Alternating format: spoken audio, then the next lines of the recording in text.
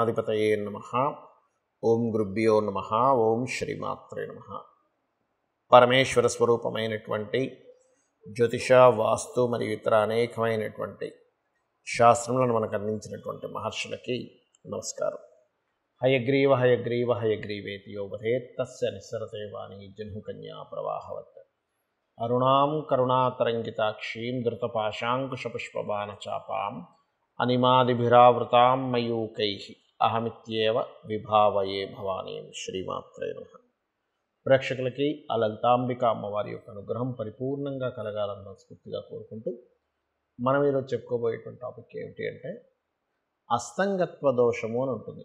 అది జన్మజాతకంలోనే ఉంటుంది. కాస్త గోచారంలో కనుక ఏదైనా గ్రహం అస్తంగత్వ దోషంలోకి వెళ్ళినప్పుడు ఆ సమయంలో ఏ ఏ లగ్నాల వారు, రాశి కాదంటే ఒకవేళ లగ్నం తెలియకపోతే అప్పుడు రాశి చూసుకోండి, కానీ ఏ లగ్నాల వారు ఏ అంశాలలో జాగ్రత్తగా ఉండాలి. అయితే ఇప్పుడు మనకి ఏ గ్రహం అస్తంగత్వంలో ఉంది, కంబస్ట్ అంటారు దాన్ని ఇంగ్లీష్లో, అంటే శని భగవానుడు అస్తంగత్వంలో ఉన్నాడు.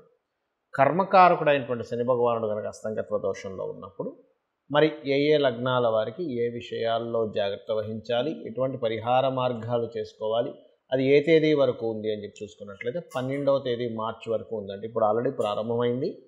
ఇక్కడ నుంచి 12వ తేదీ మార్చి 2024 వరకు ఉంది. కాబట్టి ఒక్కొక్క లగ్నరీత్యా మనం చెప్పుకుందాం. వృషభ లగ్నము, వృషభ రాశి.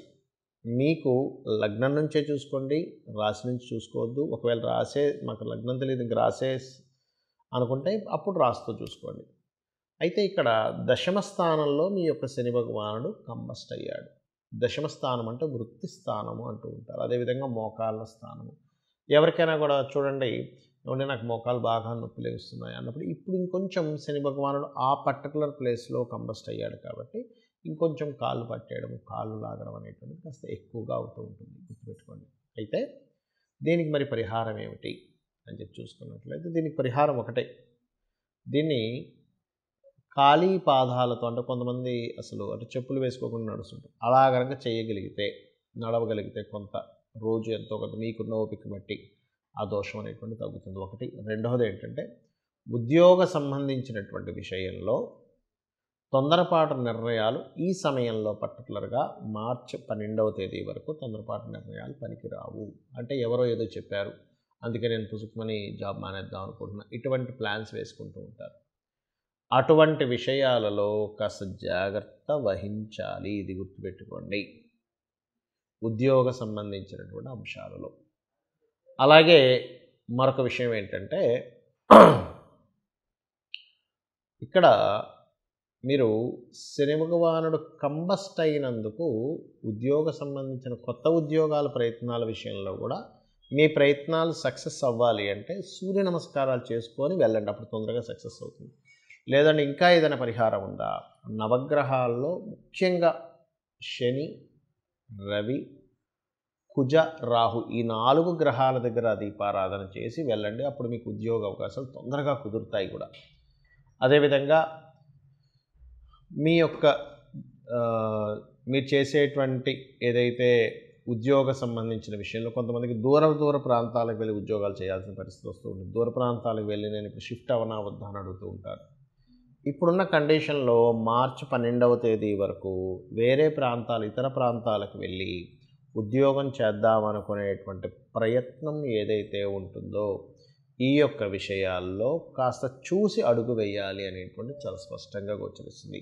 మరియు అదేవిధంగా అత్తగారి యొక్క ఆరోగ్య సంబంధించిన విషయంలో కొద్దిపాటి జాగ్రత్తలు వహిస్తూ ఉండాలి. అదేవిధంగా సంతానం సంబంధించినటువంటి విషయంలో సంతానం కొంచెం శత్రుతో ఎక్కువ శత్రుత్వం పెట్టుకోవద్దని చెప్పాలి. మరియు మీ యొక్క జీవిత భాగస్వామి పేరు మీద ఏదైనా ప్రాపర్టీ తీసుకునేటట్టయితే ఆ యొక్క అంశంలో కొంత జాగ్రత్త వహించమని చెప్పండి. తొందరపాటు పడి వాహనాలు కానీ ఇవి కానీ తీసుకోకుండా ఉండడం ఉత్తమం. ఇక మీరు ముఖ్యంగా చేయవలసినటువంటి దేవతారాధన సూర్య నమస్కారాలే. ఇక్కడ చాలామందికి జాతకం ఉండదు, మాదే లగ్నమో తెలియదండి, మాదే రాశి తెలియదు, మరి మేము ఎలా చూసుకోవాలి ఈ అస్తంగత్వ దోషంలో, ఎటువంటి జాగ్రత్తలు తీసుకోవాలి అంటే యూనివర్సల్గా ఇప్పుడు మీకు జాతకం లేదనుకోండి, అప్పుడు సహజ 11వ స్థానంలో ఉన్నటువంటి దీన్ని తీసుకోవాలి. అంటే ఏమిటి, మీ వృత్తి వ్యాపార సంబంధించిన విషయాల్లో జాగ్రత్త తీసుకుంటూ, మీకు దగ్గరలో గోశాల ఏదైనా ఉన్నట్లయితే గోవు దగ్గరికి వెళ్ళి, అందులో ముఖ్యంగా దేశీవాలి గోవు దగ్గరికి వెళ్ళి గోధుమ రవ్వ తినిపించండి. ఇది ఒకటి చేస్తే సరిపోతుంది. అదేవిధంగా ఆదిత్య హృదయ పఠనం చేయడము, సూర్య నమస్కారం చేసుకోవడం. నాకు మొత్తం ఆదిత్య హృదయం చదవడం రాదండి. చక్కగా ఉదయం నిద్ర లేచిన వెంటనే సూర్యుడు ఉదయిస్తూ ఉంటాడు, మనస్ఫూర్తిగా నమస్కరించుకుంటే కూడా ఈ శని భగవానుడు అస్తంగత్వ దోషం అనేటువంటిది పరిపూర్ణంగా పోతుంది. అదేవిధంగా శనివారాల పొరపాటును కూడా ఇంపార్టెంట్ డెసిషన్స్ కానీ, ఇంపార్టెంట్ చేయడం కానీ, ముహూర్తాలు పెట్టుకోవడం కానీ చేయకండి. ఏదైనా గ్రహం కనుక అస్తంగత్వంలో ఉన్నప్పుడు ఆ రోజులు అంటే శనివారాలు శని హోరలు ఉంటాయి. మీకు ప్లానటరీ టైమ్స్ అని ఒక యాప్ ఉంటుంది. ఆ యాప్ డౌన్లోడ్ చేసుకుంటే మీకు శని హోర ఎప్పుడు వస్తుంది ఏమిటి అనేటువంటిది తెలుస్తుంది. ఇది ఒక జాగ్రత్త తీసుకోండి. అయితే ఇక్కడ ఇది గోచారంలో జరిగేటువంటి కాంబినేషన్, దీని యొక్క ఫలితం ఇది. అయితే ఎందుకంటే 30 సంవత్సరాలకు ఒకసారి మాత్రమే వస్తుంది ఈ కాంబినేషన్ అనేటువంటిది, శని రవి కలిసినటువంటి కుంభరాశిలో. అయితే మరి ఇది ఇలా ఉండగా పర్టికులర్గా మరి దీనికి మనం ఎంతవరకు జాగ్రత్తలు తీసుకోవాలి, ఇంకేదైనా ఉంటుందా అంటే ఒకటే గుర్తుపెట్టుకోండి, మీ జన్మజాతకంలో కనుక బలమైనటువంటి ధనయోగ దశలు నడుస్తున్నా, చక్కటి గృహయోగ దశలు నడుస్తున్నా, మంచి వ్యాపార యోగ దశలు నడుస్తున్నా, నీచభంగ రాజయోగం విపరీత రాజయోగానికి సంబంధించిన దశలు నడుస్తున్నా మీరేం కంగారు పడాల్సిన పని లేదు. ఎందుకంటే మన జన్మజాతకం చాలా ముఖ్యమైనటువంటి అంశం. మనం జన్మించినప్పుడు ఉన్నటువంటి సమయాన్ని, తేదీని, నెలని, సంవత్సరాన్ని, ప్రాంతాన్ని తీసుకొని మనం జన్మించినప్పుడు ఉన్నటువంటి గ్రహస్థితి ఎలా ఉంది అనేటువంటిది తీసుకుంటాం. అంటే గ్రహాలు కనుక జన్మించినప్పుడున్న సమయాన్ని బట్టి మనం పూర్వజన్మలో చేసుకున్నటువంటి కర్మ ఆధారంగా ఈ యొక్క గ్రహాలు అక్కడికి వచ్చి స్థితి పొందుతాయి. అంటే ఆ సమయంలో జన్మించేలాగా శ్రీకృష్ణ పరమాత్మ అంటే ఆ భగవంతుడు మనకు చేస్తాడు. ఆ రకంగా ఒక మంచి కాంబినేషన్లో పుట్టామనుకోండి, గోచారంలో ఎన్ని మార్పులు వచ్చినా లేకపోతే ఎన్ని ఇదవుతున్నా పెద్ద ఎఫెక్ట్ అనేటువంటిది ఏదో కించిత్ ఎఫెక్ట్ మాత్రమే ఉంటుంది. మన జన్మజాతకంలో ఎప్పుడు కూడా మన లగ్నాన్ని బట్టి మన స్థితిగతులు ఏమిటి, మన ధనాధిపతిని బట్టి మనం ఏ మార్గంలో వెళ్తే ధనం మనకు కలుగుతుంది, ఏ సమయంలో మనం ధనాన్ని ఇన్వెస్ట్మెంట్ చేయొచ్చు, ఇన్వెస్ట్మెంట్ చేయకూడదు, ఎవరికైనా ఇవ్వాలంటే ఇవ్వాల్సిన సమయం ఉందా లేదా, అంటే ఇప్పుడు కరెక్ట్ టైమా కాదా, అదేవిధంగా ఒక ప్రాపర్టీ కొనుక్కుంటున్నామంటే ఎప్పుడు కొనుక్కోవాలి, ఏ దిశల్లో కొనుక్కోవాలి, వివాహం విషయాలు కానీ చాలామంది చూడండి వివాహం ఆలస్యం అవుతుందని బాధపడుతూ ఉంటారు. కానీ ఆలస్యం అవుతుందని బాధపడటం కంటే కూడా అది ఆ సమయం రాదు. ఆ టైంలో సమయం రానప్పుడు వాళ్ళకి అర్థం కాక అయ్యో మేము ఇప్పుడు చాలా ఇబ్బంది పడిపోతున్నామండి, మాకు సమయం రాలేదని చెప్పి ఇదవుతూ ఉంటారు. కాదు, ఇక్కడ బాగా అర్థం చేసుకోవాల్సిన విషయం ఏంటంటే మీరు సమయం రాకుండా ఒక సూర్యోదయం చూడండి, ఉదయం 6:30కి వస్తుంది, నేను అర్ధరాత్రి 1 గంటకి 2కి 3కి మాటిమాటికి తలుపులు తెరిసే సూర్యోదయం రాలేదంటే బాధ ఎలా బాధపడతామో, వివాహ సమయం ప్రతి వ్యక్తికి 3 నుంచి 5 సార్లు ఉంటుంది. ఆ సమయంలో అవుతుంది, చేయకూడని సమయాలు ఉంటాయి, అది మీ పర్సనల్ చార్ట్లో ఉంటుంది. అలాగే వివాహమే కాకుండా విదేశాలకు వెళ్ళేటువంటి యోగం కావచ్చు, వ్యాపారాల్లో రాణించేటువంటి సమయం కావచ్చు, ఏ వ్యాపారం యోగిస్తుంది అనేటువంటి విషయాలు కావచ్చు, లైఫ్లో టర్నింగ్ పాయింట్స్ కావచ్చు, ఏ నెలల్లో ఎటువంటి జాగ్రత్తలు తీసుకోవాలనేటువంటి విషయాలు కావచ్చు, అన్నీ కూడా మీ యొక్క జన్మజాతకంలో ఉంటుంది, గుర్తుపెట్టుకోండి. ఇక ఇవన్నీ ఒక ఎత్తు అయితే ఇక్కడ మనకి జాతకం లేదు, ఏమీ లేదు, కానీ జాతకం భయంకరంగా ఉందని తెలిసింది పోని ఒకటే గుర్తుపెట్టుకోండి, అమ్మవారి యొక్క ఆరాధన కనుక మీరు చేయగలిగితే ఎటువంటి దోషములు ఉన్నా మీ జన్మజాతకంలో ఖచ్చితంగా అవన్నీ కూడా పక్కకు పోయి అమ్మవారు రక్షిస్తుంది, గుర్తుపెట్టుకోండి. ఇవన్నీ ఏం పెట్టుకోకండి మైండ్లో.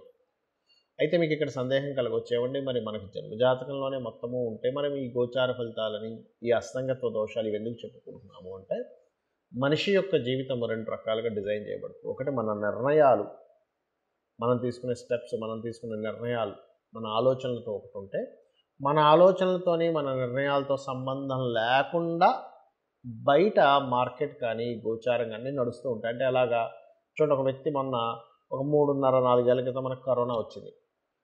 అసలు ఎవరు ఊహించలేదు, ఏదో పెట్టాడు అట్లాగా, ఒక షాప్ ఏదో పెట్టుకున్నాడు, సడన్గా కరోనా వచ్చింది, మూసేయాల్సి వచ్చింది. ఎంత ప్లానింగ్ చేసుకున్నా ఏం చేసుకున్నా కూడా బయట ఉండే వాతావరణం మారిపోయింది. లేదా ఒక వ్యక్తి ఒక ఈవెంట్ అనుకున్నాడు, సడన్గా వర్షం పడింది. అంటే ఏమిటి, మీకు సంబంధం లేకుండా అలా ఉంటుంది. లేదా ఒక ప్రదేశానికి వెళ్దాం అనుకున్నాం, ట్రాఫిక్ ఎక్కువైపోయి జామ్ అయిపోయి మీరు వెళ్ళవలసిన సమయం కంటే ఒక అరగంట గంట లేట్ అయింది. అంటే ఏమిటి, మీ చేతుల్లో లేదు అది కొన్ని అయితే గోచార గ్రహాలు ఏం చెప్తాయంటే ప్రజెంట్ కండిషన్ ఇలా ఉంది, ఇలా జరగబోతుంది, సో నీ ప్లాన్స్ని ఇలా ప్లాన్ చేసుకో. గోచారంలో ఇక ధనం మీదకి ఈ గ్రహం వచ్చింది, గోచారంలో గృహం మీదకి ఈ గ్రహం వచ్చింది, గోచారంలో వివాహ సమయం సంబంధమైనటువంటి వాటికి ఈ గ్రహం వచ్చింది, కాబట్టి నువ్వు ఈ పరిహార మార్గం చేసుకో అనేటువంటిదే గోచార ఫలితాలు. కాబట్టి మీరు ఈ యొక్క గోచార ఫలితాలని, మీ జన్మజాతక ఫలితాలని తెలుసుకొని ఆ అమ్మవారి యొక్క అనుగ్రహాన్ని పరిపూర్ణంగా పొంది మీరు ఆయురారోగ్యాలతోని అష్టైశ్వర్యాలతో తొలతూగాలని మనస్ఫూర్తిగా కోరుకుంటూ శ్రీమాత్రే నమః.